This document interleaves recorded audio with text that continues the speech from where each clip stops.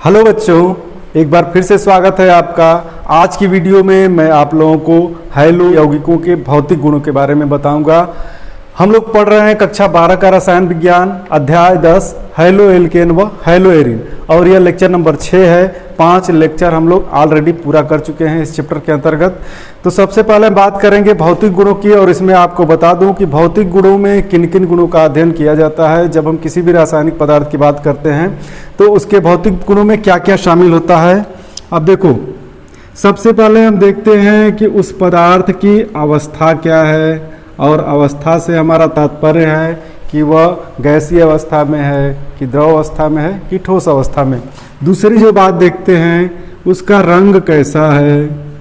अगली बात जो देखते हैं उसका गंध कैसा है। फिर इसके क्वथनांक और गलनांक की बात करते हैं। तो क्वथनांक इसका कितना है। क्वथनांक अर्थात वह ताप बिंदु जिस पर यह बॉयल करने लगे, उबलने लगे, बॉइलिंग पॉइंट। और इसके गलनांक की बात करते हैं। गलनांक वह ताप बिंदु जिसके ऊपर कोई सॉलिड पदार्थ मेल्ट कर जाए, गलना शुरू कर दे, तो मेल्टिंग पॉइंट की बात करते हैं। और बात करते हैं हम लोग इस रासायनिक पदार्थ की घुलनशीलता के बारे में। किन पदार्थों में यह विलेय है, किस तरह के विलायकों में यह विलेय होता है। तो अगला पॉइंट होगा घुलनशीलता या विलेयता। घुलनशीलता, तो इन सारी चीज़ों की हम बात करेंगे इस वीडियो में।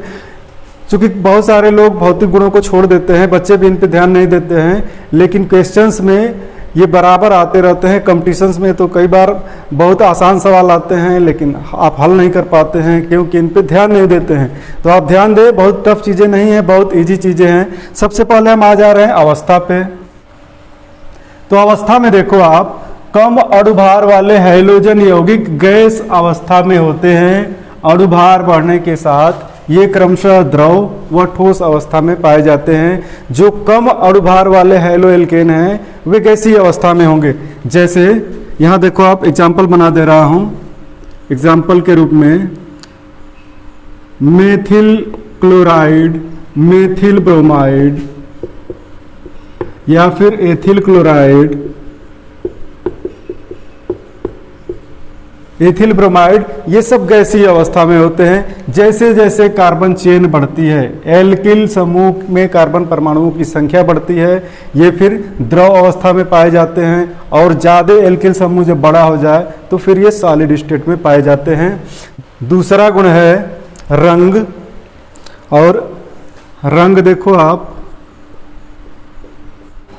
तो दूसरी फिजिकल प्रॉपर्टी कलर है, रंग। शुद्ध अवस्था में ये रंगहीन होते हैं। हैलोजन यौगिक अगर प्योर हो तो वो कलरलेस होंगे, रंगहीन होंगे। लेकिन प्रकाश के संपर्क में आने पर ब्रोमाइड व आयोडाइड यौगिक रंगीन हो जाते हैं। तो जिन एल्किल हैलाइडों में ब्रोमाइड होगा या आयोडाइड होगा, अगर वो लाइट के कांटेक्ट में आते हैं तो कलरफुल हो जाते हैं।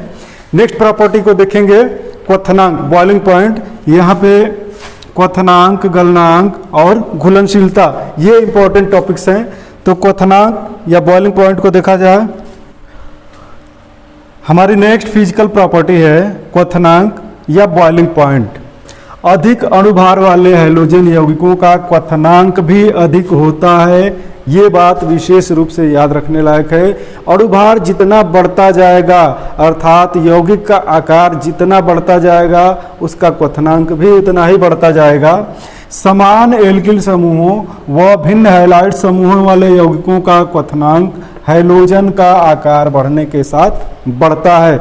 अगर एल्किल समूह समान हुए और हैलोजन परमाणु बदल रहे हैं, हैलाइड समूह बदल रहे हैं, तो ऐसे यौगिकों में क्वथनांक बढ़ता जाएगा। कब? जब हैलाइडों का आकार बढ़ता जाएगा। आप यहाँ देखो, हैलाइडों में फ्लोराइड, क्लोराइड, ब्रोमाइड या फिर आयोडाइड समूह होंगे। कौन समूह सबसे बड़ा होगा? इसका आकार छोटा है, उससे बड़ा ये, उससे बड़ा ये, और सबसे बड़ा हैलाइड समूह है। तो इनका आकार जैसे जैसे बढ़ता जाएगा, अगर यहाँ R सेम है, एल्किल समूह समान है सभी में, तो किसका क्वथनांक सबसे ज़्यादा होएगा? जिसका आकार सबसे बड़ा होएगा। तो यहाँ आकार सबसे बड़ा किसका है? आयोडाइड समूह वाले यौगिकों का।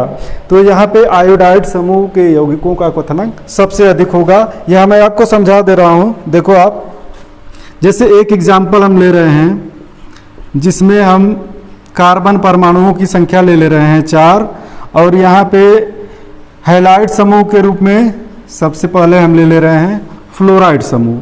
अब देखो, कार्बन परमाणुओं के साथ हाइड्रोजन भी जुड़े होंगे इनकी वैलेंसी पूरी करने के लिए। इसके साथ 2 हाइड्रोजन, इसके साथ 2, इसके साथ भी 2, इसके साथ 3 हाइड्रोजन। तो आप इसको समझ लेना कितने हाइड्रोजन कहाँ जुड़े होते हैं। कार्बन की वैलेंसी 4 होती है, 4 पूरा करने के लिए जितने भी जरूरी हाइड्रोजन हैं यहाँ जुड़े होंगे। अगला हम यौगिक ले रहे हैं, इसमें भी कार्बन परमाणुओं की संख्या 4 ही है। यह द्रव अवस्था में है। जब भी हम क्वथनांक की बात करेंगे तो कंपाउंड हमेशा लिक्विड स्टेज में होना चाहिए। लिक्विड स्टेज में होगा तभी उसका क्वथनांक हम निकालेंगे। तो इसमें भी कार्बन परमाणुओं की संख्या 4 है, और हैलोजन हैलाइड समूह के रूप में यहाँ हम क्लोराइड रख दे रहे हैं। नेक्स्ट वाला एग्जाम्पल ले रहे हैं। यहाँ देखो, फिर से 4 कार्बन और हैलाइड के रूप में अब की बार ब्रोमाइड, और अगले वाले कंपाउंड में फिर से 4 कार्बन लेंगे और 4 कार्बन फिर से लेंगे, और अब की बार आयोडाइड समूह लगा दिया। अब इनके अगर क्वथनांक की बात करें तो इनका क्वथनांक कैसे चेंज होगा? तो देखो, इसका आकार छोटा है इस हैलाइड का, उससे बड़ा यह, उससे बड़ा यह, उससे बड़ा यह, अर्थात क्वथनांक इनका बढ़ते क्रम में है। सबसे कम इसका क्वथनांक, उसके बाद इसका, उसके बाद इसका, इसका सबसे अधिक क्वथनांक। तो क्वथनांक का अगर क्रम यहाँ लगा दें तो सबसे कम जो क्वथनांक है इसका नाम क्या हो जाएगा? IUPAC नाम जरा सोचो आप। 4 कार्बन की चेन है और फ्लोराइड ग्रुप है। फ्लोरो से शुरू करेंगे, फ्लोरोब्यूटेन, क्लोरोब्यूटेन, ब्रोमोब्यूटेन, आयोडोब्यूटेन। यहाँ 3 ही कार्बन है, 4 कर दे रहा हूँ, आयोडोब्यूटेन। इस तरह से इनका नाम होगा। तो फ्लोरोब्यूटेन का क्वथनांक सबसे कम होगा, उसके बाद उससे ज़्यादा क्लोरोब्यूटेन का, और उससे भी ज़्यादा ब्रोमोब्यूटेन का सबसे अधिक क्वथनांक होगा आयोडोब्यूटेन का। तो जैसे जैसे हैलोजन परमाणुओं का आकार बढ़ा, क्वथनांक में भी वृद्धि हुई। देखो, जितनी भारी ये परमाणु होंगे, अर्थात भारी का मतलब है अणु भार और आकार से, इसका अगर परमाणु भार देखें इसकी अपेक्षा कम है, और सभी परमाणु भारों के भी बढ़ते क्रम में हैं, ज़्यादा भारी होंगे तो क्वथनांक भी ज़्यादा होगा। एक दूसरी बात यहाँ हम देखेंगे, अगर कार्बन परमाणु भी सेम हैं और हैलाइड भी सेम है, लेकिन इनके अरेंजमेंट में अंतर है, अर्थात वो आइसोमर यौगिक हैं, समावयवी यौगिक हैं, तब क्वथनांक पे क्या प्रभाव पड़ेगा यहाँ दिखा दे रहा हूँ मैं।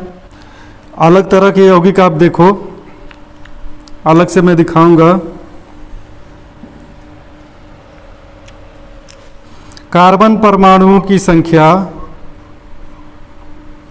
सेम है और यहाँ पे लगा है ब्रोमाइड समूह, इसका नाम क्या होगा? ब्रोमोब्यूटेन। यह ब्रोमोब्यूटेन है। अब देखो, अगर कार्बन परमाणुओं की व्यवस्था में चेंजिंग करते हैं तो दूसरा जो यौगिक होगा कैसे बना सकते हो? C, यहाँ ब्रांचिंग दिखा दे रहे हैं, CCBr।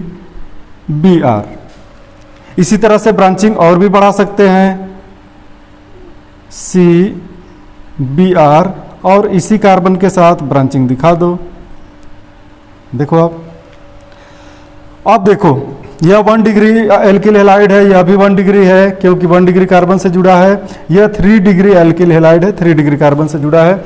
अब देखो आप, अगर इनके बॉइलिंग पॉइंट की क्वथनांक की बात करें तो यहाँ क्वथनांक किसका अधिक होगा? यहाँ भी आप आकार से आसानी से अनुमान लगा सकते हो। जैसे जैसे ब्रांचिंग बढ़ी है वैसे वैसे आकार इसका छोटा होता गया, और आकार छोटा होने के कारण इसका क्वथनांक कम होता जाएगा। सबसे अधिक क्वथनांक ABCD कर दे रहे हैं। देखो, यह कंपाउंड A है, यह कंपाउंड B है, यह कंपाउंड C है। अगर क्वथनांक का हम क्रम लगा दें तो सबसे अधिक क्वथनांक A वाले का होगा, उसके बाद B वाले का, सबसे कम क्वथनांक C वाले का होगा, क्योंकि यह गोलीय आकार में होता जा रहा है। तो जब गोलीय आकार होगा तो इसका आकार छोटा हो जाएगा। तो यहाँ देखो आप, A वाले का क्वथनांक सबसे अधिक उसके बाद बी वाले का, उसके बाद सी वाले का क्वथनांक होता है। यह कॉम्पिटिशन्स में कई बार पूछा हुआ क्वेश्चन है। इनको क्वथनांक के बढ़ते क्रम में व्यवस्थित कीजिए, तो इस तरह से आप आसानी से इनको व्यवस्थित कर सकते हो। नेक्स्ट फिजिकल प्रॉपर्टी पे आ जा रहा हूँ। अगली फिजिकल प्रॉपर्टी है गलनांक। तो जल्दी से यहाँ आप स्क्रीनशॉट लो। इनके मेल्टिंग पॉइंट के बारे में बात कर रहे हैं। मेल्टिंग पॉइंट की बात की जाए तो जो हम क्वथनांक देखे हैं अभी तक, जितने कंपाउंड बनाए हैं, एल्किल हैलाइड्स बनाए हैं। एल्किल हैलाइडों में जिस तरह से क्वथनांक का क्रम होता है वही गलनांक का क्रम होता है। लेकिन अगर बात हम एरोमेटिक हैलाइडों की करें, हेलो एरेंस की करें, तो थोड़ी सी यहाँ चेंजिंग है। उस चेंजिंग को मैं बता दे रहा हूँ। देखो अब क्या है, अगर हम हेलो एरेंस की बात करें, हेलो एरेंस में देखो आप यहाँ हम बना दे रहे हैं, जो कई बार क्वेश्चन आया हुआ है, आपकी बुक में भी दिया हुआ है।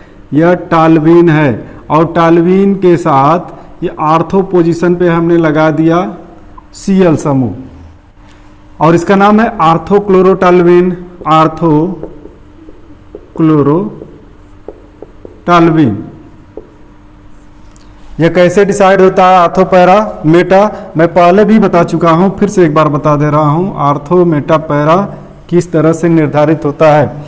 अगर बेंजीन रिंग से एक ग्रुप पहले से जुड़ा है तो यह ग्रुप ही आर्थो पैरा मेटा पोजीशन को तय करता है। इस ग्रुप के साथ अगर इसको कार्बन नंबर 1 मान लें तो दूसरा कार्बन यहाँ जो है आर्थो कहलाएगा, तीसरा कार्बन मेटा कहलाएगा और चौथा कार्बन पैरा कहलाएगा। अगर इधर से हम काउंटिंग करते हैं तो दूसरा कार्बन आर्थो, तीसरा मेटा।